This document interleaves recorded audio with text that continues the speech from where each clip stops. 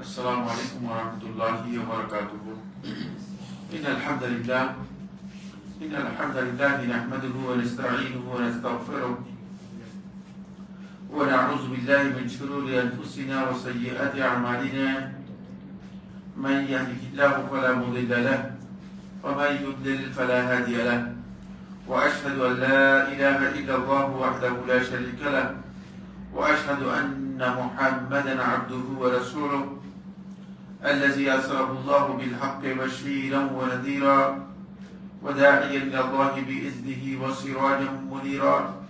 أما بعد، فإن خير الحديث كتاب الله وخير الهدي هدي محمد صلى الله عليه وسلم وشر الأمور محدثاتها وكل محدثة بدعة وكل بدعة ضلالة وكل ضلالة في النار، أو كما قال عليه الصلاة والسلام سبحانه وتعالى في كلامه المجيد: أعوذ بالله من الشيطان الرجيم ولا تقولوا لما تصف ألسنتكم الكذب هذا حلال وهذا حرام.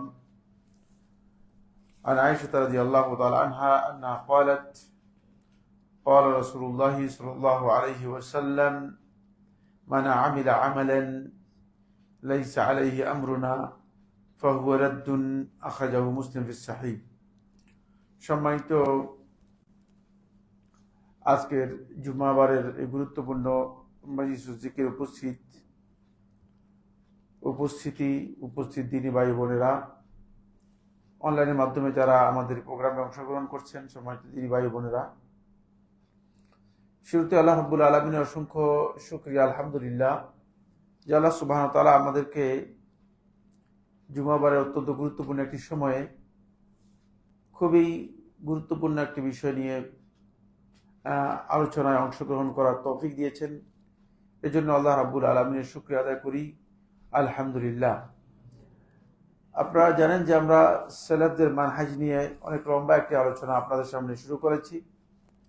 গত আলোচনায় আমি সালাফদের মানহাজের একটি পয়েন্ট আমি আলোচনা করেছিলাম, সেটা হচ্ছে সালফে সালেহিনগণ তাদের অন্যতম গুরুত্বপূর্ণ একটি মূলনীতি হচ্ছে তারা লোকদেরকে দ্বীনের ব্যাপারে বিদআত থেকে সতর্ক করতেন এবং না জেনে আল্লাহ এবং তার রাসূলের নামে কোনো কিছু বলা অথবা কোনো কিছু চালু করে দেওয়াকে তারা কঠিনভাবে সতর্ক করতেন এবং সেখান থেকে মানুষদেরকে বিরত থাকার জন্য নির্দেশ দিতেন অথবা দিক নির্দেশনা দিতেন। এরপর আমরা এই পয়েন্টের আলোচনার মধ্যে অনেকগুলো কথা বলেছি যে সালফে সালেহিনগণ কিভাবে তাদেরকে যারা বিদআত প্রবর্তন করত বা আল্লাহ এবং তার রাসূলের নামে বিভিন্ন বিষয় চালু করত, তাদের সাথে তাদের আচরণটা কেমন ছিল। এরপর আমরা আলোচনা করেছি যে বিদআত যারা প্রবর্তন করত, কি কারণে তারা আসলে এই বিদআতগুলো প্রবর্তন করত, তাদের এই বিদআত প্রবর্তনের পেছনে তাদের কি কারণ ছিল, কেন তারা এই বিদআতের প্রতি এত বেশি আগ্রহ, অথবা কি কি কারণের বিদআতটা এত বেশি আমাদের সমাজের মধ্যে ব্যাপকতা লাভ করেছে এবং বিদআত প্রসার লাভ করেছে।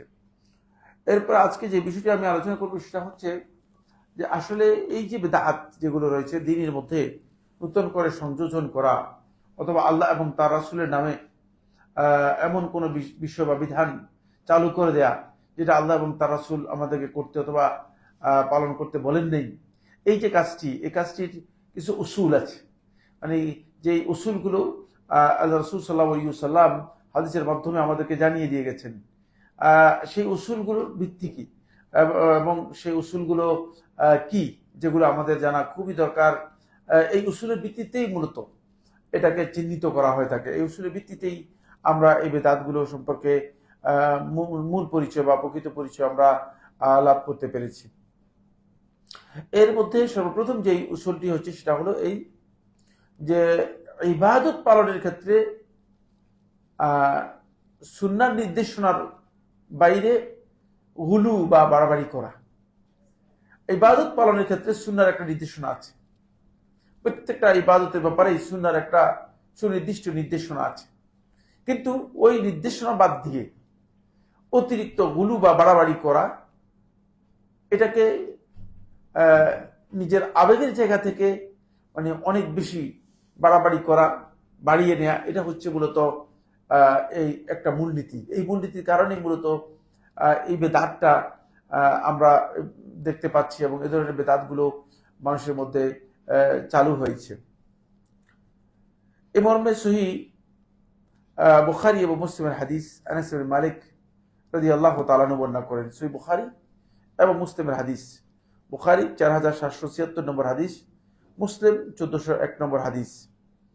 আনাস ইবনে মালিক রাদিয়াল্লাহু বর্ণনা করেন, তিনি বলেন যে রাসূলুল্লাহ সাল্লাল্লাহু আলাইহি ওয়াসাল্লামের কাছে সাহাবায়ে কেরামদের মধ্য থেকে একটা মানে ছোট্ট একটা দল, 3 জনের একটা দল আসলো। তাদের একজনে বলল, আম্মা আনা ফাসুমু লা উফতির, আমি সারা জীবন সিয়াম পালন করব, আমি সিয়াম ভঙ্গ করব না। মানে গোটা জীবনটা সিয়াম পালন করব, সিয়াম নষ্ট করব না, সিয়াম ভঙ্গ করব না, ইফতার করব না। মৌলিক কথা হচ্ছে, যদি কেউ সারা জীবন সিয়াম পালন করে, এটা হারাম বা নিষিদ্ধ নয়, মুবাহ কাজ। কিন্তু মানে এই ব্যক্তি যখন বলছে যে আমি সিয়াম পালন করব, ইফতার করব না, তিনি এই জায়গায় কিন্তু রাসূলুল্লাহ সাল্লাল্লাহু আলাইহি ওয়াসাল্লামের সুন্নাত যে দিক নির্দেশনা আছে, সেই দিক নির্দেশনার ক্ষেত্রে বাড়াবাড়ি করতেছেন। ওয়াকাল আখার, আরেকজন বললেন, ওয়া আম্মা আনা ফাআকুমু লা আনাম, আমি সারা রাত জেগে রাতের নামাজ তাহাজ্জুদ আদায় করব, কিয়ামুল লাইল করব, ওয়ালা আনাম, ঘুমাবো না। তো রাসূলুল্লাহ সাল্লাল্লাহু আলাইহি ওয়াসাল্লামের সুন্নাহর ক্ষেত্রে বাড়াবাড়ি করেছে, সুন্নাহর ক্ষেত্রে বাড়াবাড়ি করেছে। কিন্তু যদি কোনো ব্যক্তি সারা রাত এমনি জেগে থাকে, তাহলে জেগে থাকাটা কিন্তু হারাম নয়, তার জন্য জায়েজ, তার আমলটা হারাম বা নিষিদ্ধ নয়। ওয়াকাল আখার, তৃতীয় ব্যক্তি বললেন, আম্মা আনা ফালা আতাজাওয়াজু নিসা, আর আমি মহিলাদের বিয়ে করব না। বিয়ে না করলে কি হবে, মানে ইবাদত করার জন্য, মানে বিয়ে করলে তো সংসার হয়ে যাবে, পরিবার হয়ে যাবে, সন্তান ছেলে মেয়ে ইত্যাদি ঝামেলা বাদ দিয়ে আল্লাহর জন্য ইবাদত করব, বিয়েটি বাদ। তো তার বিয়ে না করলে কিন্তু কোনো ব্যক্তিকে ইসলাম বাধ্য করে না যে তুমি বিয়ে করতেই হবে। ইসলামে বিয়ে করাটা ফরজ, বাধ্যতামূলক বিষয় নয়, সবার জন্য নয়। মানে বিয়ের একটা সুনির্দিষ্ট হুকুম রয়েছে। কিন্তু এই ব্যক্তি একথা বলে যে সে বিয়ে করবে না। ওয়াকাল আখার, আরেকজন বলল, ওয়া আম্মা আনা ফালা আকুলু লাহম, আমি কখনো কি করব না, গোশত খাবো না। ভেজিটেরিয়ান আছে না, গোশত খাবো না কখনো। কারণ হচ্ছে নিজের উপর একটা অতিরিক্ত চাপ নিয়ে নিজেকে মনে করছে যে মানে নিজেকে সংশোধন এবং নিজেকে নিয়ন্ত্রণ করার জন্য চেষ্টা করবে। ওয়াকামান নবী সাল্লাল্লাহু আলাইহি ওয়াসাল্লাম, তাদের এই বক্তব্য শোনার পরে নবী সাল্লাল্লাহু আলাইহি ওয়াসাল্লাম খতীবান, নবী সাল্লাল্লাহু আলাইহি ওয়াসাল্লাম খুতবা দেওয়ার জন্য খতীব হিসেবে মানে সাহাবায়ে কেরামকে অ্যাড্রেস করার জন্য নবী সাল্লাল্লাহু আলাইহি ওয়াসাল্লাম দাঁড়িয়ে গেলেন। ফাকালা, নবী সাল্লাল্লাহু আলাইহি ওয়াসাল্লাম বললেন, মা বালু রিজালিন, লোকদের কি হলো, মা বালু রিজাল, যে কিছু সংখ্যক লোকের কি হলো, কি অবস্থা, ইয়াকুলু আহাদুহুম কাজা, তাদের মধ্যে কেউ কেউ বলে এমন, ওয়া কাজা, এমন এমন।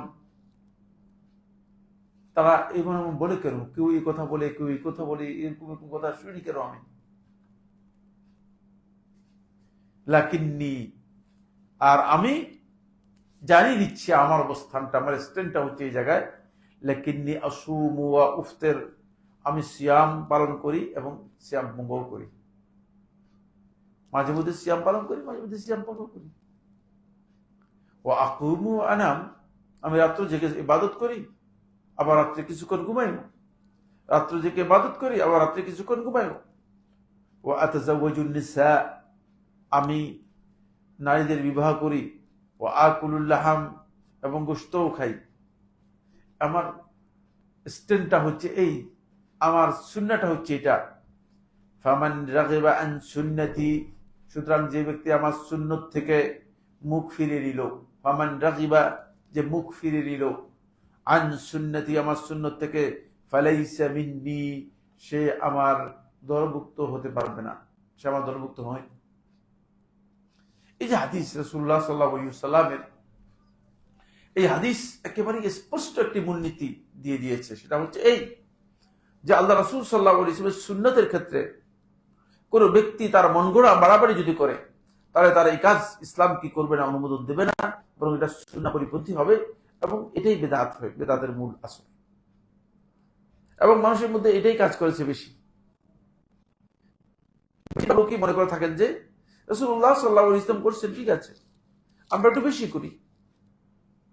তো আপনি কি বেশি করার অর্থ এই আপনি আল্লাহ রাসূল সাল্লাল্লাহু আলাইহি ওয়াসাল্লাম থেকে অনেক বেশি বুজুর্গ, অনেক বেশি মুত্তাকি, অনেক বেশি আল্লাহ সম্পর্কে জ্ঞানী এবং আল্লাহর নিকট লাভ করতে পারবেন? এটা সম্ভব? হ্যাঁ, মোটেই সম্ভব নয়। সুতরাং এই ধারণাটাই ভুল। আল্লাহ রাসূল সাল্লাল্লাহু আলাইহি ওয়াসাল্লামের স্ট্যান্ড, রাসূল সাল্লাল্লাহু আলাইহি ওয়াসাল্লামের সুন্নাহর যে অবস্থান, সেখান থেকে বাড়াবাড়ি করে এটাকে নিজের জন্য বৈধ করে নেওয়া অথবা এটাকে দ্বীনের জন্য নিজের একটা পার্ট হিসেবে গ্রহণ করা, এটা অতিরঞ্জন, এটা ইসলামে অনুমোদন দেয় না।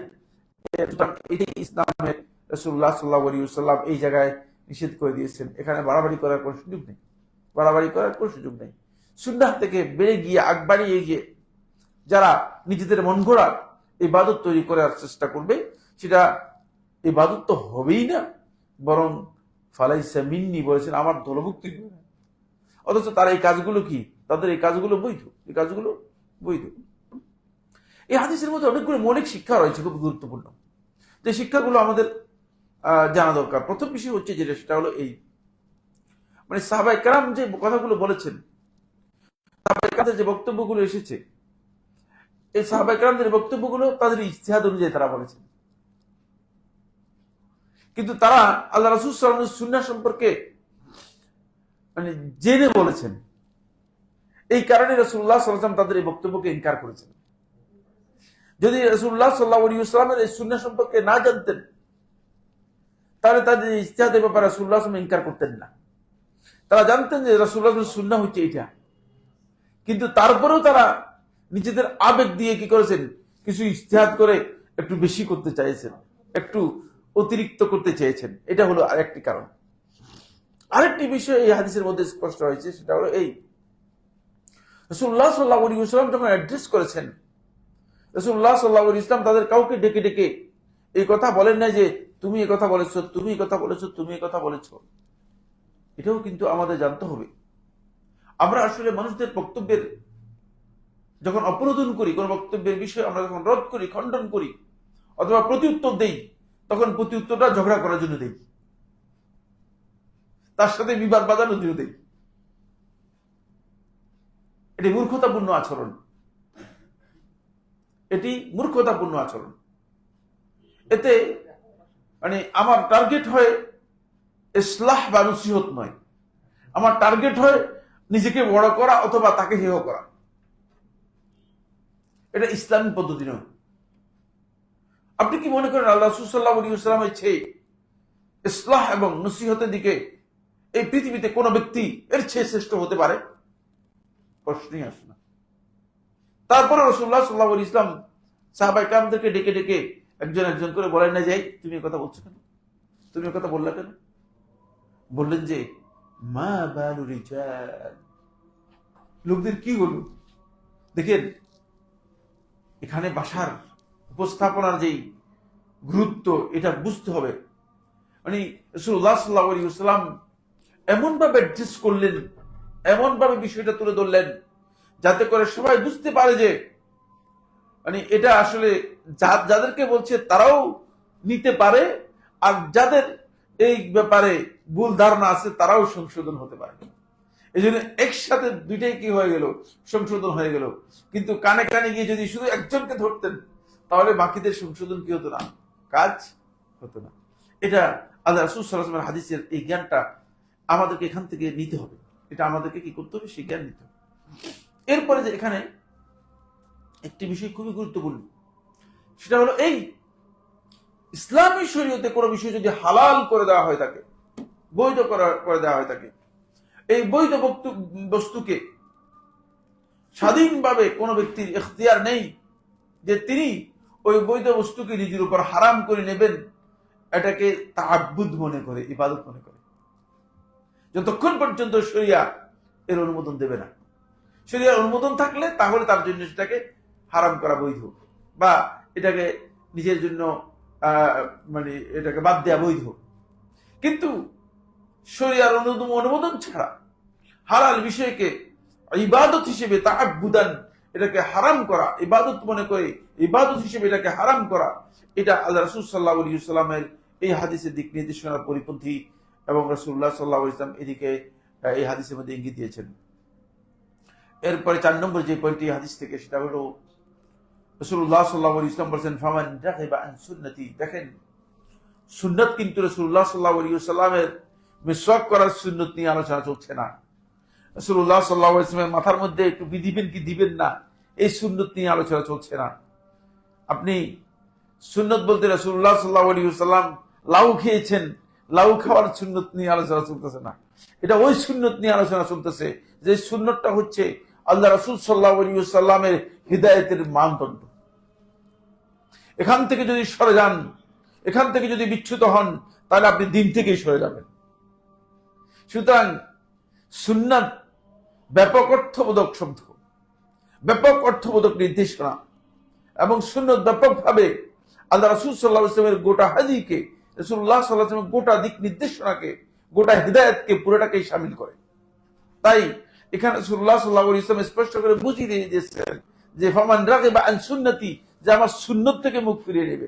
এখানে সুন্নত বলতে ওই ছোট সুন্নতকে বোঝানো হয়নি, নফল সুন্নত যেগুলো আছে, যেমন জোহরের আগে 2 রাকাত সুন্নত, জোহরের পরে 2 রাকাত সুন্নত, এটা যদি কোনো ব্যক্তি না পড়ে তাহলে সে এই হুকুমের মধ্যে পড়বে কিনা? হ্যাঁ, এই হুকুমের মধ্যে পড়বে না, এই হুকুমের মধ্যে পড়বে না। এখানে ওই সুন্নতের কথা বলা হয়েছে যে সুন্নতটা মূলত আল্লাহ রাসূল সাল্লাল্লাহু আলাইহি ওয়াসাল্লামের হিদায়াত হিসেবে চিহ্নিত করা হয়েছে, যেটা গোটা দ্বীনের মূলনীতি, গোটা দ্বীনের মূলনীতি, যেটা খুবই গুরুত্বপূর্ণ। সেই সুন্নত থেকে যে ব্যক্তি মুখ ফিরিয়ে নেবে, তাহলে সে আসলে হিদায়াত থেকে মুখ ফিরিয়ে নিল, সে হিদায়াত থেকে মুখ ফিরিয়ে নিল। এই কারণে সালফে সালিহিনগণ তারা সুন্নতকে একটা বিশেষ অর্থে ব্যবহার করতেন। সেই বিশেষ অর্থটুকু হচ্ছে এই যে কতগুলো মৌলিক নীতিমালার উপর সুন্নতকে কি করতেন, মানদণ্ড হিসেবে নির্ধারণ করে, সেই মৌলিক মূলনীতির উপর যারা থাকতো তাদেরকে সুন্নাহ অথবা আহলুস সুন্নাহ বলতেন, আর বাকিদেরকে আহলুস সুন্নাহ বলতেন না, বাকিদেরকে আহলুস সুন্নাহ বলতেন না। এখান থেকে বোঝা যাচ্ছে যে সুন্নতের ব্যাপারে আল্লাহ রাসূল সাল্লাল্লাহু আলাইহি ওয়াসাল্লাম কিভাবে আমাদেরকে স্পষ্ট করে বিষয়টি বলে গেছেন। এরপরের পয়েন্ট হলো যেটা, সেটা হলো এই, এটা আমরা বললাম যে আল্লাহ রাসূল সাল্লাল্লাহু আলাইহি ওয়াসাল্লামের দেখানো যে সুন্নাহ রয়েছে, সুন্নাহ থেকে বাড়াবাড়ি করে সীমালঙ্ঘন করে যদি কেউ এই কাজ করে, তাহলে তার ব্যাপারে এই কথা বলা হয়েছে। এরপরে যে বিষয়টি, সেটা হলো কোন ব্যক্তি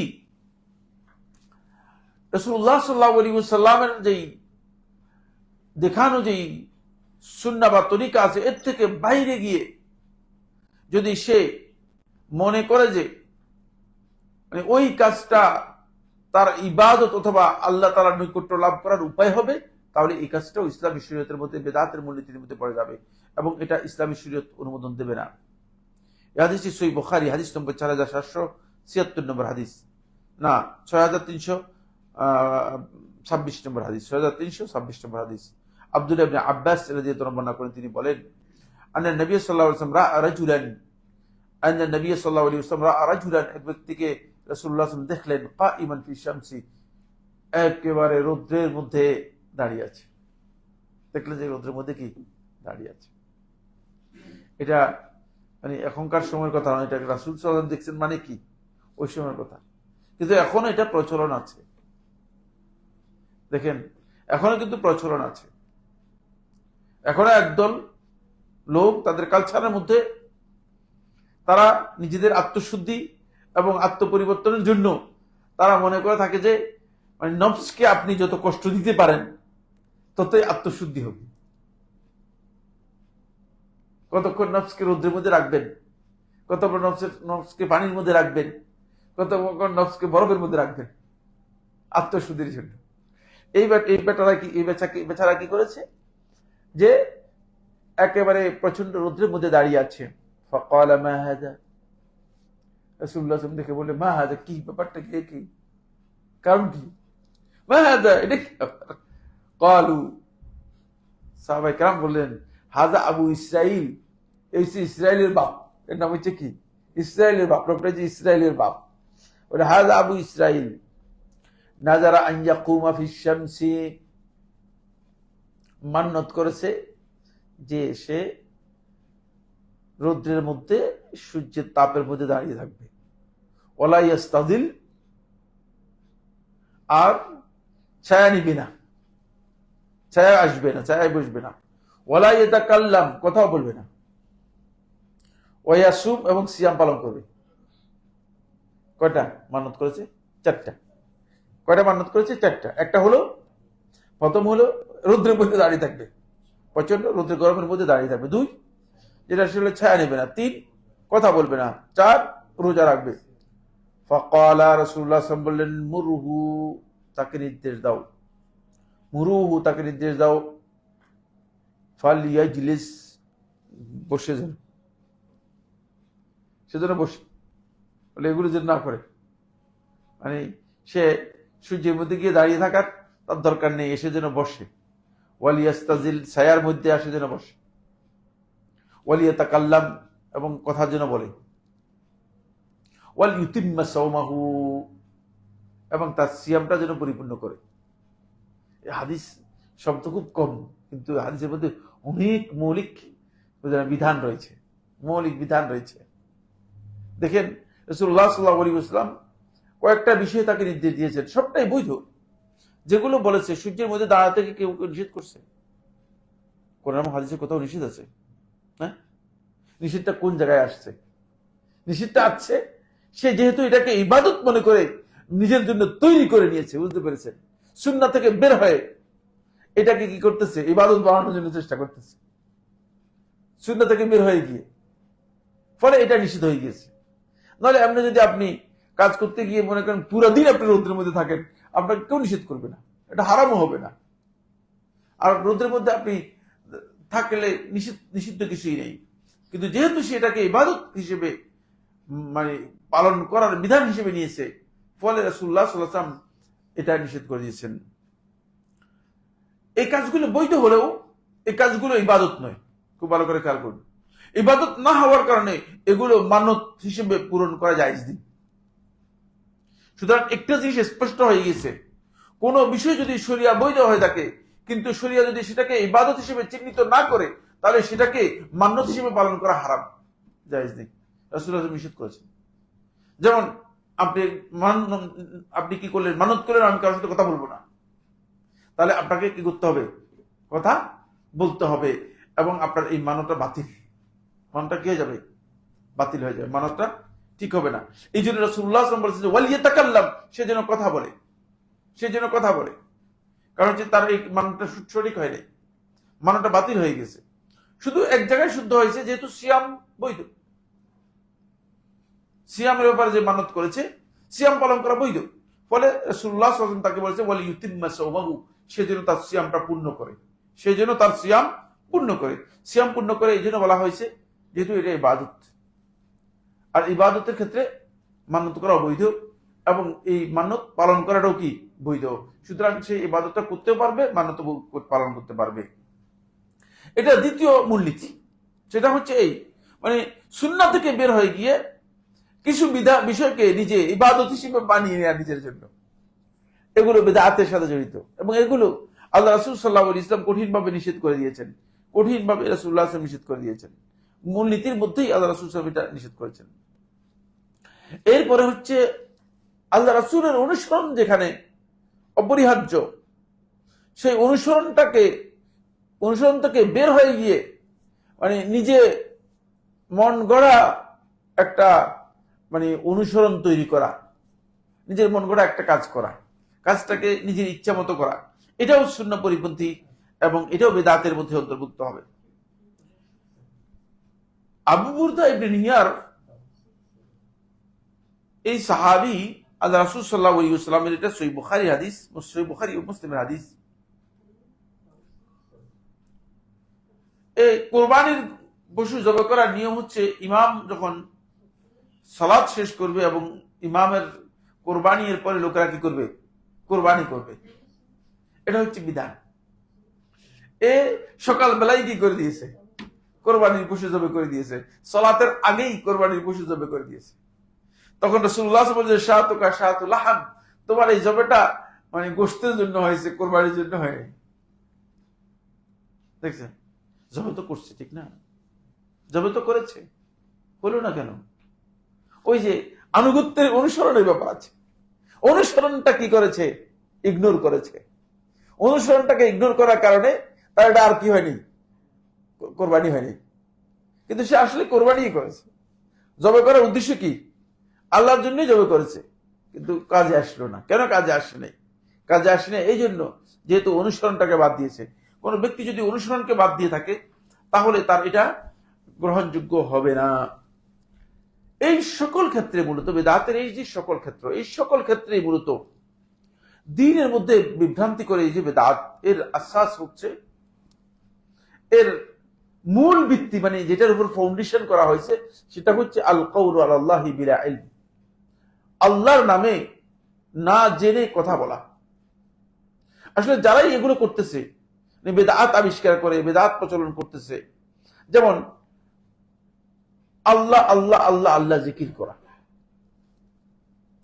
আর আপনি মনে করবেন যে আল্লাহ আল্লাহ আল্লাহ আল্লাহ জিকির করতেছি, খারাপ কি? খারাপ তো কিছুই নেই, ঠিক না? আবার একজন একথা বলতেছে, বলতে আমি আল্লাহ আল্লাহ আল্লাহ আল্লাহ জিকির করবো, আল্লাহকে ডাকবো, আর আল্লাহ আমাকে শাস্তি দিবেন। এটা কেমন কথা বললেন আপনি? আপনি তো এটা বেওকুফের কথা বলতেছেন। আমাকে আল্লাহ শাস্তি দিবেন কেন? আমি তো আল্লাহকেই দেখতেছি। এটা তো গুনাহ হওয়ার কোনো কারণ নেই, কিন্তু এটা ইবাদত হচ্ছে না কেন? এই জন্যই ইবাদত হচ্ছে না, কারণ হলো এটা আপনি আল্লাহর নামে মিথ্যাচার করে দিয়েছেন, চালু করে দিয়েছেন।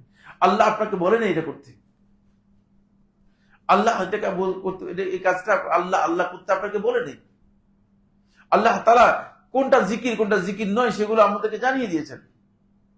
সুতরাং আল্লাহ তাআলা যেটা জিকির হিসেবে আমাকে জানিয়েছেন, সেটাকে আপনি বাদ দিয়ে যদি আপনার মন গড়া জিকির করেন, তাহলে আপনি আল্লাহ সম্পর্কে মিথ্যাচার করলেন, আল্লাহর উপর আল্লাহর নাম চালু করে দিলেন, বিগেরি ইলম, অন্যায় ভাবে না জেনে, আন্দাজের উপর, অনুমানের উপর আল্লাহ সম্পর্কে এমন কথা, এমন বিষয় চালু করে দিলেন যেটা আল্লাহ রাব্বুল আলামিন বলেননি।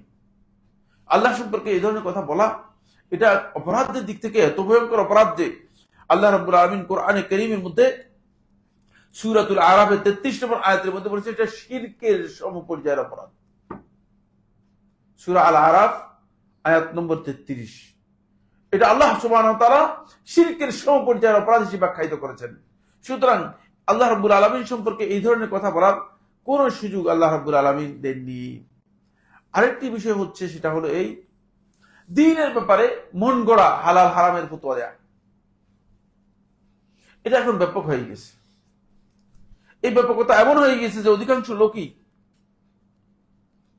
প্রত্যেক ব্যক্তি দ্বীনের ব্যাপারে মাসআলা দেওয়ার জন্য, জবাব দেওয়ার জন্য, ফতোয়া দেওয়ার জন্য, নিজেকে একটু ভাইরাল করার জন্য চায়।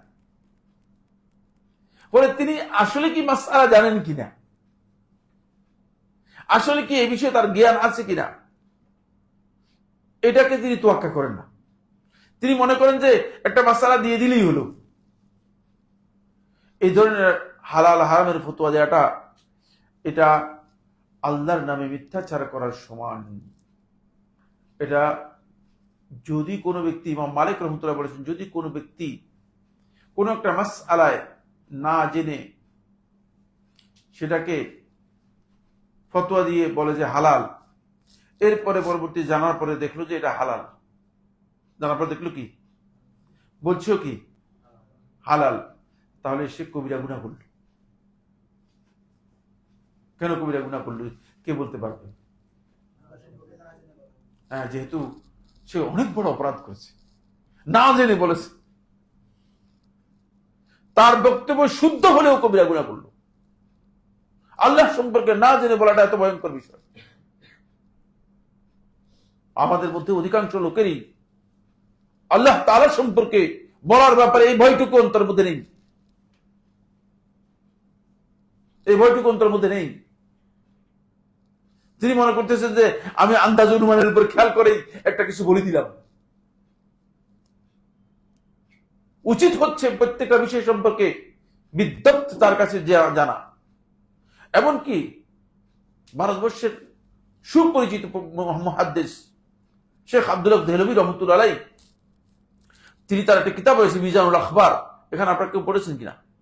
মিজানুল আখবার কিতাবের মধ্যে শেখ আব্দুল হক রাহিমাহুল্লাহ তাআলা এই কথা উল্লেখ করেছেন যে কোন ব্যক্তি যদি একটা হাদিস বর্ণনা করে আল্লাহ রাসূল সাল্লাল্লাহু আলাইহি ওয়াসাল্লাম থেকে, আর সে যদি না জানে এই হাদিসটা রাসূলুল্লাহ সাল্লাল্লাহু আলাইহি ওয়াসাল্লাম কোন কিতাবের মধ্যে রয়েছে অথবা এই হাদিসটা কে সংকলন করেছে, তাহলে সে ব্যক্তি গুনাহগার হবে, যেহেতু সে আল্লাহ রাসূলের নামে মিথ্যাচার করে দিয়েছে, না জেনে বলে দিয়েছে।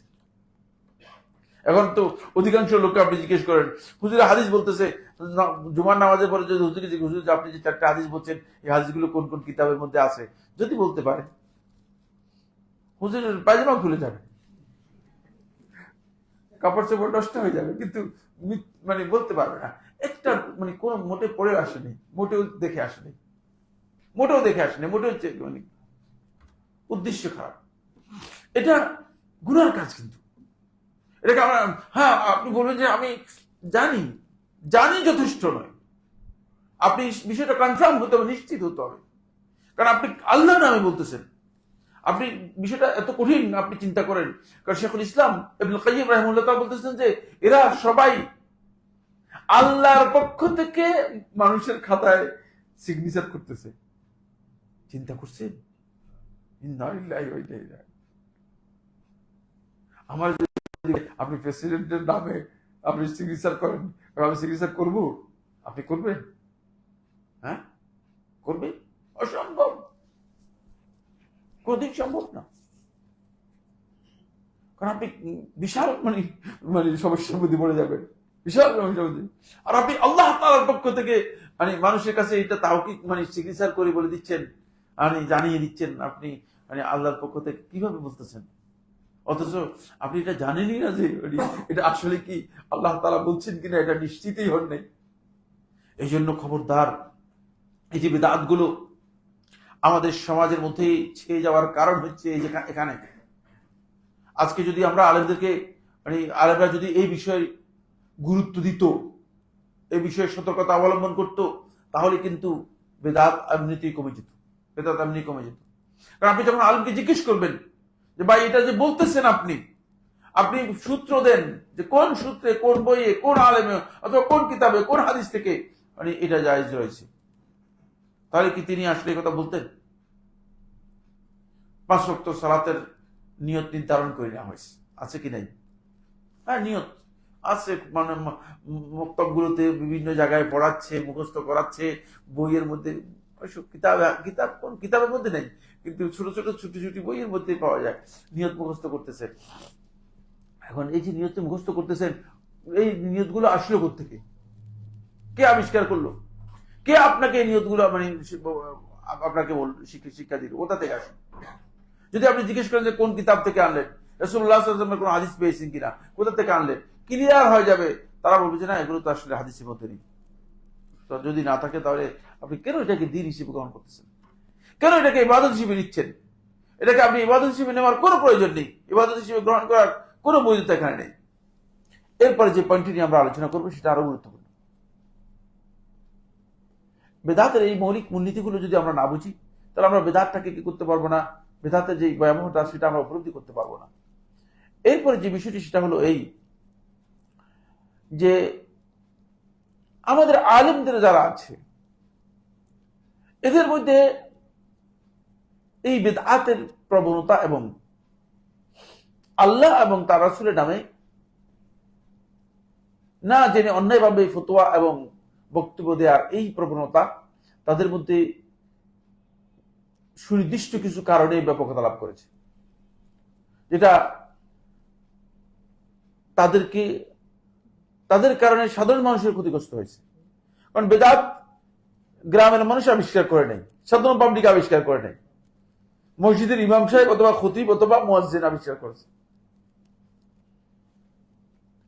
তারা যে আবিষ্কার করেছে এই আবিষ্কারটা তাদের এক নম্বর যে বিষয় সেটা হলো এই তারা দুনিয়াকে অগ্রাধিকার দিয়েছে, দুনিয়ার প্রতি ভালোবাসাকে অগ্রাধিকার দিয়েছে, আর দ্বীনের ব্যাপারে জ্ঞান লাভ করার চেয়ে দুনিয়াটাকে অগ্রাধিকার দিয়েছে। প্রত্যেকটা মধ্যেই বুঝলে না, দেখবেন যে দুনিয়ার একটা সম্পর্ক আছে।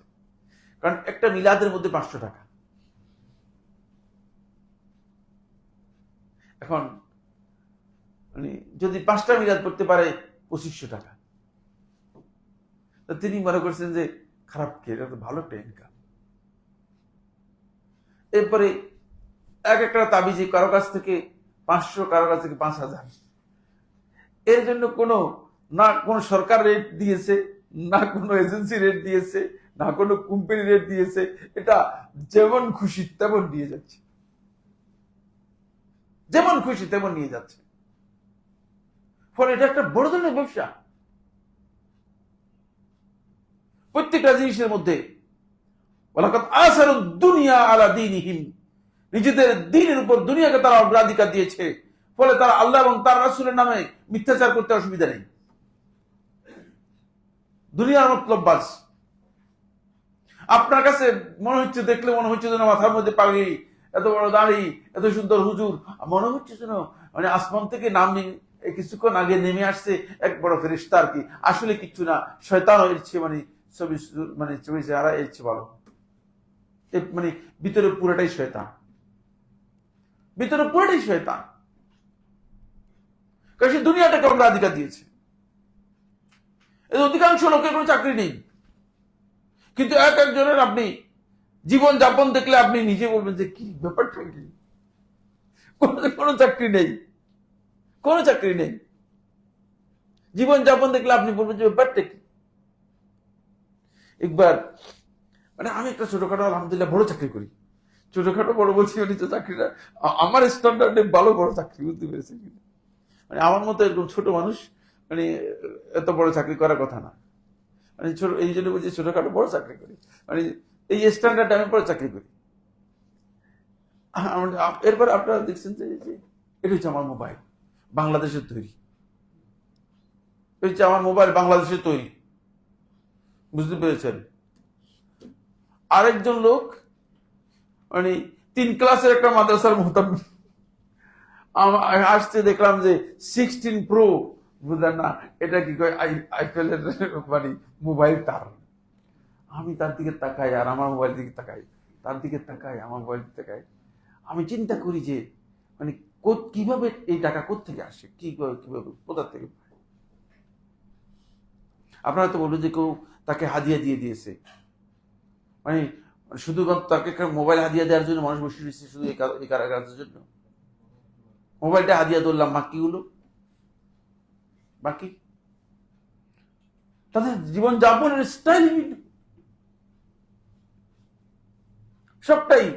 এর কারণ হচ্ছে তারা মানে আল্লাহ এবং তার রাসূলের নামে যেগুলো চালাই যাচ্ছে, এগুলো সবটাই তারা দুনিয়ার জন্য চালাচ্ছে, দুনিয়াটা ইনকাম করার জন্য, দুনিয়া অর্জন করার জন্য, দুনিয়ার মানে বিষয়বস্তু লাভ করার জন্য। তাদের অধিকাংশ লোকেরই এখানে দুনিয়া হচ্ছে উদ্দেশ্য। ফলে শেখুল ইসলাম ইবনুল কাইয়্যিম রাহমাতুল্লাহ আলাইহি বলেন, তারা দুনিয়ার আগ্রাদকে আখিরাতের যে সমস্ত আগ্রাদ আছে, আখিরাতের সামগ্রী চেয়ে বেশি অগ্রাধিকার দিয়েছে। আল্লাহ তাআলা ওই তাদেরকে দুনিয়ার দিকে কি করে দিয়েছেন, ঠেলে দিয়েছেন, দুনিয়ার দিকেই ঠেলে দিয়েছেন। দ্বিতীয় নম্বর পয়েন্ট হচ্ছে যেটা, সেটা হলো এই, এদের মধ্যে একদল লোক রয়েছে যারা বিভিন্ন পদবিকে অগ্রাধিকার দিয়েছে। তিনি তার আখিরাত নষ্ট করার জন্য অথবা এই দ্বীনের ব্যাপারে আন্দাজ অনুমানের উপর চলার জন্য তিনি এখানে তার পদমর্যাদাকে অগ্রাধিকার দিয়েছেন। পদমর্যাদার এখন একজন সভাপতি, একজন সেক্রেটারি, একজন এই, একজন সেই, তিনি মানে এটাই হচ্ছে মানে টার্গেট, এটাই হচ্ছে টার্গেট। ফলে আল্লাহ এবং তার রাসূলের নামে তিনি ওই দিকে যাচ্ছেন, তিনি দলীয়তার দিকে যাচ্ছেন। অনেকেই দলের বক্তব্যটাকে দ্বীনের বক্তব্য হিসেবে চালিয়ে দিচ্ছেন, কোরআন হাদিসের চেয়ে দলের বক্তব্যটাকে অগ্রাধিকার দিচ্ছেন। এবং এটা আমাদের সমাজের মধ্যে ব্যাপকভাবে আমরা এটা লক্ষ্য করে আসতেছি, যে এগুলো আমরা লোকদের মধ্যে লক্ষ্য করতেছি। আখিরাতকে অগ্রাধিকার দিচ্ছেন না। فأما الذين يتقون, আর যারা সত্যিকার তাকওয়া অবলম্বন করে, فيعلمون أن الدار الآخرة, এটা দরুল তাজুল না শাইখুল ইসলাম ফাওয়াইদের মধ্যে উল্লেখ করেছেন ইবনুল কাইয়িম রাহমাতুল্লাহ 101 পৃষ্ঠায়, যে আন্না الدار الآخرة خير من الدنيا, তারা এটা মনে করবে যে আখিরাতটা দুনিয়া থেকে অনেক উত্তম, সুতরাং আমার এই দুনিয়ার এই জিনিসগুলো দরকার নেই। ফালা ইয়াহমিলুহুম হুব্বুর রিয়াসাতি, সুতরাং এই পদ পদবীর মর্যাদা, এর ভালোবাসা তাদেরকে কি করবে না, এই সমস্ত কাজ করতে উদ্বুদ্ধ করবে না। ওয়াশাহওয়াতি, এবং দুনিয়ার যে সমস্ত ভোগ বিলাস, এগুলো তাদেরকে উদ্বুদ্ধ করবে না, অনুপ্রাণিত করবে না। কারণ ভোগ বিলাস দিয়ে কিচ্ছু হবে না। আপনি কয় মিনিট ভোগ করতে পারবেন? কতক্ষণ আপনি ভোগ করতে পারবেন? আপনি যদি মনে করেন বিরিয়ানি খান, বিরিয়ানি তো এক প্যাটের চেয়ে 2 প্যাট খেতে পারবেন, পারবে কিনা? সর্বোচ্চ 1 প্যাটে খেতে পারবেন, কারণ আপনার লিমিটেশন দেওয়া আছে। সুতরাং আপনি মনে করছেন যে সেটা আসলে সম্ভব না, সেটাকে দুনিয়াতে কোনোদিন বাস্তবায়ন করতে পারবেন না। কিন্তু দুর্ভাগ্য, আমাদের মাঝে এটা কাজ করতেছে যে মানে শাহাওয়াতের এদিকটা কাজ করতেছে। ফলে আলা আইয়ুসিরুদ দুনিয়া আলাল আখিরা, ফলে আখিরাতের উপর তারা দুনিয়াকে অগ্রাধিকার দিচ্ছে। ও তারিকু যালিকা ইয়াতামাসসাকু বিল কিতাব ওয়াস সুন্নাহ, এবং তারা কিতাব এবং সুন্নাহর যে রাস্তা অনুসরণ করার কথা ছিল সেটাকে বাদ দিয়ে তারা দুনিয়ার দিকটাকে অগ্রাধিকার দিচ্ছে। ইস্তাঈনু বিস-সাবরি ওয়াস-সালাহ, এবং সবর এবং সালাতের মধ্যে আল্লাহর কাছে সাহায্য করবে, সাহায্য প্রার্থনা করবে, সেই সব রাস্তা বাদ দিয়ে তারা উল্টা রাস্তার দিকে যাচ্ছে। সেটা হচ্ছে ইত্তিবাউল হাওয়া, প্রবৃত্তির রাস্তাকে অনুসরণ করছে। ফলে কি হয়েছে? ফলে এই লোকগুলো হাউলাই লা বুদ্দা ইয়াবতাদিউ ফিদ-দীন মা'আল ফুজুরি ফিল আমল, ফলে তারা নিজেদের আমল নষ্ট করেছে এবং দ্বীনের মধ্যে বিদআত তারা আবিষ্কার করে নিয়েছে। ফাইজতামিউ লাহুমুল আমরান, দুটি জিনিস তাদের কাছে একত্রিত হয়েছে। এক নম্বর, ফাইন্না ইত্তিবাল হাওয়া ইউমি আইনাল কলব, প্রবৃত্তির অনুসরণ, আর এটা তাদের চোখ, অন্তরের যে চোখ আছে, অন্তরের চোখকে কি করে দিয়েছে? অন্ধ করে দিয়েছে। প্রত্যেকটা মানুষের একটা অন্তরের চোখ আছে। অন্তরের চোখ দিয়ে যে ব্যক্তি দেখে না, সে হচ্ছে সবচেয়ে বড় অন্ধ। এই 2 চোখের মানে না দেখলেও কোনো অসুবিধা নেই। পৃথিবীতে অনেক মানুষ 2 চোখে দেখে নাই, কিন্তু গোটা পৃথিবীকে কি করেছে? পৃথিবীকে আলোকিত করে, এনলাইটেড করে দিয়ে চলে গেছে। গোটা পৃথিবীকে আলোকিত করে দিয়ে গেছে, 2 চোখে দেখে নাই। একজন সেকুলার ব্যক্তির কথা বললাম, যেমন মিশরের ডক্টর তোহা হুসাইন, মিশরের অন্ধ, নোবেলও পেয়েছে এবং 2 না 3টি বিষয়ের উপর ডক্টরেট করা।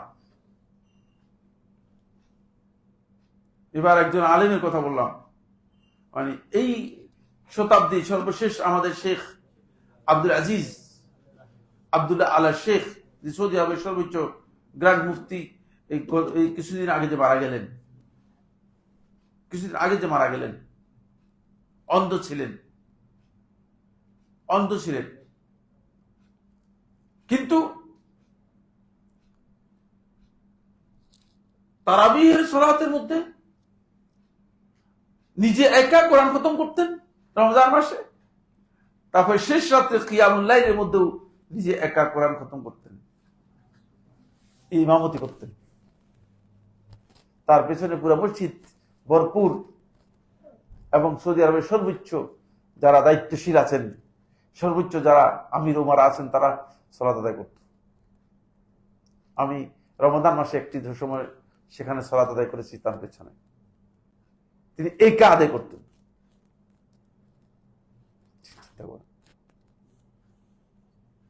অন্ধ মানুষ। সুতরাং চোখের অন্ধত্ব আসলে কিছুই না, চোখের অন্ধত্ব মানুষের জন্য সহজ, কিন্তু অন্তরের অন্ধত্ব হচ্ছে এমন ভয়াবহ যে অন্তরের অন্ধত্বের কারণে আপনি সবচেয়ে বড় ক্ষতি করবেন, যেটা সেটা হলো এই ফালা ইউমাইয়িজু বাইনা সুন্নাতি ওয়াল বিদআহ। তখন সে সুন্নাত এবং বিদআতের মধ্যে পার্থক্য করতে পারবে না, হক এবং বাতিলের মধ্যে পার্থক্য করতে পারবে না, বরং এটার মধ্যে উল্টাই দিবে, আও ইউনাক্কিসুহু, এটাকে উল্টাই দিবে। ফাইয়াল বিদআতা সুন্নাতান, বেদাতকে সুন্নত মনে করবে, ও সুন্নতা বেদাতান, সুন্নতকে বেদাত মনে করবে। যেমন মিলাদ, কয়েকজন মৌলবী জিজ্ঞেস করেন, বলে মিলাদ তো সুন্নত, আপনি কি বলতেছেন? আল্লাহর জমিনে পৃথিবীর কোন আলেম এর আগে, মানে কোরআন এবং হাদিস তো দূরের কথা, কোন আলেম পৃথিবীতে মিলাদকে আহলুস সুন্নাত ওয়াল জামাতের আলেমরা 625 হিজরি পর্যন্ত কেউ এটাকে মানে দ্বীনের মধ্যে আমল বা ইবাদত বলেছেন এরও কোনো প্রমাণ নেই। 625 হিজরি পর্যন্ত এর উপর মানে এটাকে ইবাদত বলেছেন এর এটারও প্রমাণ নেই। সুন্নত তো দূরের কথা, সুন্নত তো পরের মাসালা আসবে, কিন্তু এখন তো মানুষ সেটাকে সুন্নত মনে করতেছে, প্রত্যেকটা মসজিদের মধ্যে পালন করা হচ্ছে। আপনি কি মনে করেন একটা বেদাত? এটা মসজিদে করতেছে। আপনি যদি করেন এই মসজিদের মধ্যে যে ঠিক আছে আপনারা বেদাত করতেছেন, যেহেতু আমরা মসজিদের মধ্যে আমরা এখানে একটা খেলা করি, খেলা তো জায়েজ, দিবে আপনাকে অনুমতি? দিবে? হ্যাঁ দিবে? আমরা মসজিদের মধ্যে একটা খেলা করি, খেলা তো জায়েজ, হারাম নয়, বলে আমরা মসজিদের মধ্যে একটা ক্রিকেট খেলা করি, দিবে অনুমতি? দিবে না। খেলা তো জায়েজ, কিন্তু মানে বিদআত করতেছে, বিদআত যেটা একেবারে হারাম, কিন্তু সেটা কেউ নিষেধ করতেছে না। মানে দেখেন কি পরিবর্তন হয়েছে, কি বিকৃত চিন্তা আমাদের মধ্যে কাজ করতেছে, কি চিন্তার বিকৃতি আমাদের মধ্যে তৈরি হয়েছে। এটা বলতেও আপনি পারবেন না, এটা বলতে গেলেও শেষ পর্যন্ত আপনাকে উনি মানুষ কি করবে, বিভিন্ন ধরনের প্রশ্ন উত্থাপন করে বলছে কি কি বলতেছেন আপনি এগুলো, মানুষ আপনার কাছ থেকে নিতে চাইবে না। এসবটার মূল কারণ একটাই, সেটা হচ্ছে এই যে তারা অগ্রাধিকার দিয়েছে, মূলত দুনিয়াকে অগ্রাধিকার দিয়েছে। ফাহাদিহি আফাতুল উলামা ইযা আসারুদ দুনিয়া। শেখুল ইসলাম ইবনে কাইয়িম রাহমাতুল্লাহ আলাইহি ফাওয়াদের মধ্যে উল্লেখ করেন, এটাই হচ্ছে আলেমদের বিপদ, যখন আলেমরা দুনিয়াকে অগ্রাধিকার দিবে, ওয়াত্তাবাউ রিয়াসাত, পদ পদবীকে পদ পদবীর পেছনে দৌড়াবে। এখন দেখা যাচ্ছে এই জায়গায় কমিটি করে দিয়ে এর সভাপতি করতেছে, এখন তিনি মনে করেন যে আমি সভাপতি থাকার জন্য প্রয়োজনে কিছু মিথ্যা বললে অসুবিধা কি, সভাপতি পোস্ট তো আমার থাকলো। চিন্তা করেন, এটা কিন্তু একটা শয়তানের কৌশল, এটা কিন্তু খুব ভালো করে খেয়াল করেন, এটা কিন্তু শয়তানের কৌশল, এইটা কাটটা মানে শয়তানি একটা পলিসি, যে পলিসির মাধ্যমে শয়তান আলেমদেরকে ক্ষতিগ্রস্ত করতেছে, শয়তান আলেমদেরকে ক্ষতিগ্রস্ত। হয়তো আমার বক্তব্যে কেউ অসন্তুষ্ট হইতে পারে, কিছু আসে যায়, এটা শয়তানের কৌশল ও শাহাওয়াত, এবং তারা প্রবৃত্তির অনুসরণটাকে অগ্রাধিকার দিচ্ছে, মানে ভোগ বিলাস এটাকে বেশি অগ্রাধিকার দিচ্ছে। আপনি আশ্চর্য হবেন, আপনি কেউ যদি বিয়ে করে, একটা বিয়ে করে দ্বিতীয় বিয়ে করে দিয়ে কোনো অসুবিধা, বিয়ে করাকে হারাম আছে ইসলামের মধ্যে, কিন্তু কি একটা অবস্থা, এখন কোন এক মানে মৌলবী বিয়ে করছে, ফেসবুকের মধ্যে মানে ইয়ে দিয়ে এই দিয়ে সে দিয়ে, ইন্না লিল্লাহি ওয়া ইন্না ইলাইহি রাজিউন। এটা কি? এটা কোন প্রকারের শয়তানি? এটা কি? এটা এর কি অর্থ? এতে কি তিনি ইসলামকে প্রমোট করতেছেন, না নিজেকে প্রমোট করতেছেন, না তিনি আসলে কি করতেছেন, কি করতে চাচ্ছেন?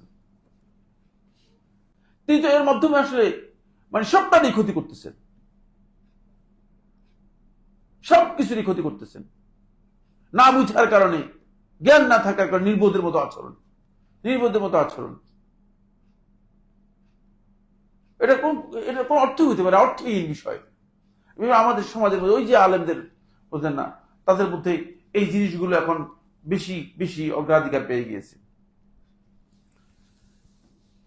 এখানে একটাই মূলনীতি, দরু তাআযিল আকল ওয়ান নাকলের মধ্যে শেখুল ইসলাম ইবনে তাইমিয়া রাহমাতুল্লাহ পঞ্চম খণ্ডের 219 পৃষ্ঠায় বলেছেন, যেটা হলো এই ওয়াবিল জুমলাতি ফাকুল্লু মান আবগাদা শাইয়ান মিনাল কিতাবি ওয়াস সুন্নাহ। সুতরাং যে ব্যক্তি কিতাব এবং সুন্নাহর কোন একটা বিষয়, সেটা যতই ক্ষুদ্র হোক, তার কাছে যদি অপছন্দ হয় অথবা সেটার প্রতি তার একটা অনীহা থাকে, অবজ্ঞা থাকে, তাহলে বুঝতে হবে ফাফিহি মিন আদাওয়াতিন নবী সাল্লাল্লাহু আলাইহি ওয়াসাল্লাম বিহাসবি যালিকা, ততটুকু তার মধ্যে আল্লাহ রাসূল সাল্লাল্লাহু আলাইহি ওয়াসাল্লামের সাথে শত্রুতা রয়েছে, দ্বীনের ব্যাপারে শত্রুতা রয়েছে। কারণ এটাকে ঘৃণা করার কোনো অর্থ নেই, তাহলে ততটুকু তার মধ্যে শত্রুতা রয়েছে। কাযালিকা মান আহাব্বা যালিক, অনুরূপভাবে যে ব্যক্তি এটাকে পছন্দ করবে, ফাফিহি মিনাল ওয়ালায়াতি বিহাসবি যালিক, তাহলে তার মধ্যে ততটুকু আল্লাহ এবং তার রাসূলের ভালোবাসা অথবা আল্লাহ এবং তার রাসূলের সাথে সম্পর্কের বিষয়টি তার মধ্যে রয়েছে। এখান থেকে আমরা যে বিষয়টি স্পষ্ট করলাম সেটা হচ্ছে এই মূলনীতি থেকে আমাদের কাছে স্পষ্ট হয়েছে যে বেদাত একটা সুনির্দিষ্ট মূলনীতির উপর, বেদাতকে আমাদেরকে জানতে হবে এবং বেদাত থেকে মানুষদেরকে সতর্ক করতে হবে। আর আলেমরা যখন দুনিয়ার অগ্রাধিকার দেবে এবং পদমর্যাদার অগ্রাধিকার দেবে অথবা ভোগ বিলাসকে অগ্রাধিকার দেবে, তখন তাদের কাছে বেদাতটা বেশি প্রিয় হয়ে যাবে। এবং এই কারণেই মূলত বেদাতটা বেশি, আলেমদের মধ্যে এখন বেদাতের চর্চাটা বেশি, কারণ বেদাতের মাধ্যমে তারা কিছু না কিছু সুবিধা নেওয়ার জন্য চেষ্টা করে যাচ্ছে। এরপরে যে পয়েন্টটি আমাদের কাছে আসছে সেটা হচ্ছে, এরপরের মূলনীতি হচ্ছে ইন্নাহু ইয়াহযুরুনা মিন তরিকাতি আহলিল বিদআ ফি রামিহিমুল উলামা আস-সাইরিনা আলা তরিকাতি সালাফিস সালিহ বিল গিদ্দাতি ওয়া শিদ্দাতি বিকাসদি তানফির মিনহুম। এটা বর্তমানে ব্যাপক। এই কায়দার অর্থটা করে দিচ্ছি। এটা হচ্ছে বেদাতীদের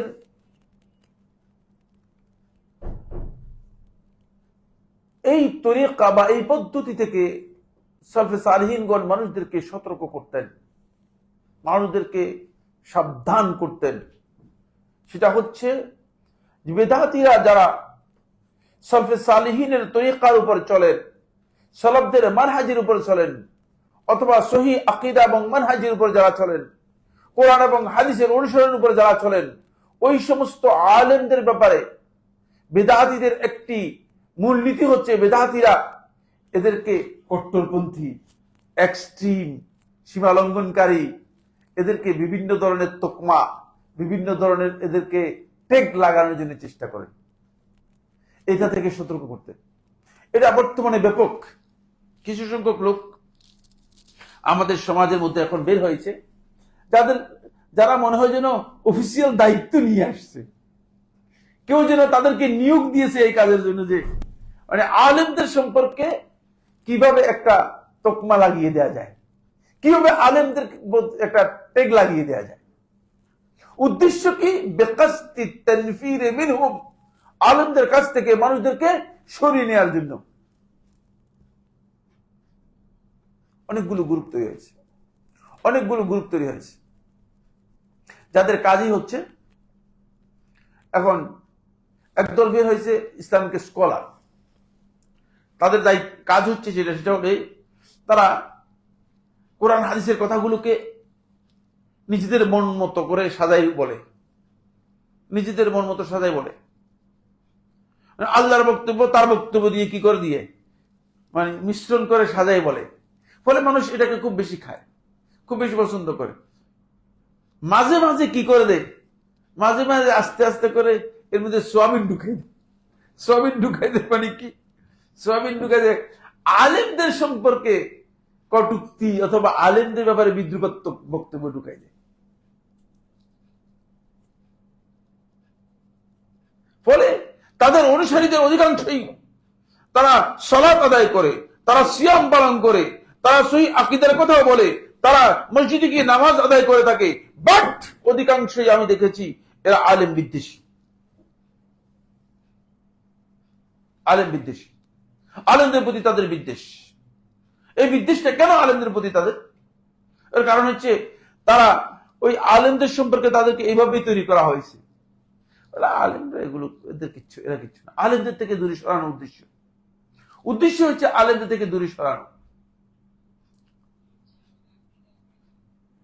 আরেকটা গ্রুপ বের হচ্ছে যাদের কাজ হচ্ছে এই যে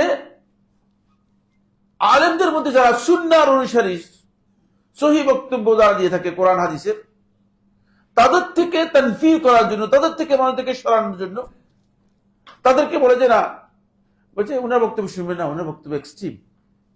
বলে উনি কথা ঠিক বলেন, কিন্তু উনি খুব এক্সট্রিম কথা বলেন, উনি খুব সীমালঙ্ঘন করেন,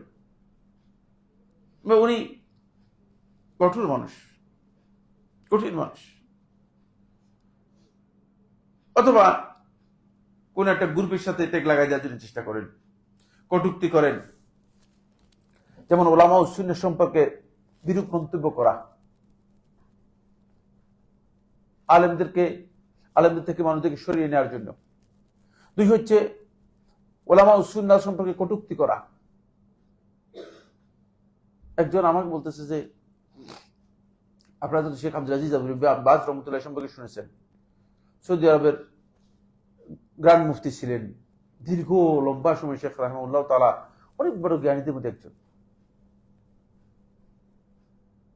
অনেক বড় জ্ঞানীদের মধ্যে একজন ছিলেন। তা আমাদের দেশের একজন আলেম, তার সাথে আমার মসজিদ নবীতে দেখা, তো কথায় কথায় কি যিনি উঠছে, একেবারে ডাইরেক্ট আমার বলে অন্ত আবার মুফতি হতে পারে নাকি? কত বড় শয়তান, চিন্তা করেন।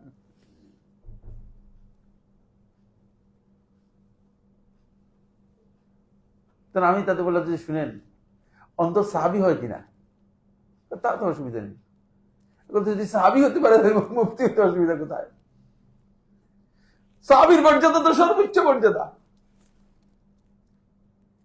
আর আল্লাহ রাসূল সাল্লাল্লাহু আলাইহি ওয়াসাল্লাম, আপনি কি জানেন আল্লাহ রাসূল সাল্লাল্লাহু আলাইহি ওয়াসাল্লাম যখন মদিনা থেকে বের হতেন, তখন একজন অন্ধ ব্যক্তিকে রাসূলুল্লাহ সাল্লাল্লাহু আলাইহি ওয়াসাল্লাম মদিনার সকল দায়িত্ব দিয়ে তারপর বের হতেন। জ্ঞান নেই জাহিলদের, জাহিলরা পড়ালেখা করে না, জাহিলরা পড়ালেখা করে না, পরে আন্দাজের উপর বলে দিচ্ছে অন্ধ আবার মুফতি হয়ে, চিন্তা করেন। আরে কেন তাদের এই উদ্দেশ্য করা, কটূক্তি করা, তাদের সম্পর্কে কটূক্তি করা। এরপর দেখা যাচ্ছে যে তাদেরকে বিশেষ বিশেষ তোকমা লাগিয়ে দেয়ার। ইদানিং যারা আল্লাহ তাআলার আসমা এবং সিফাত নিয়ে আলোচনা করেন,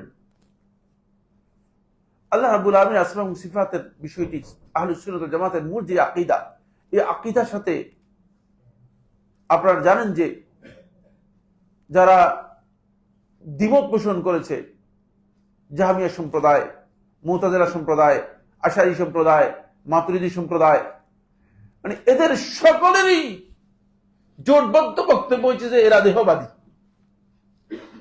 নাউযুবিল্লাহ মিন যালিক।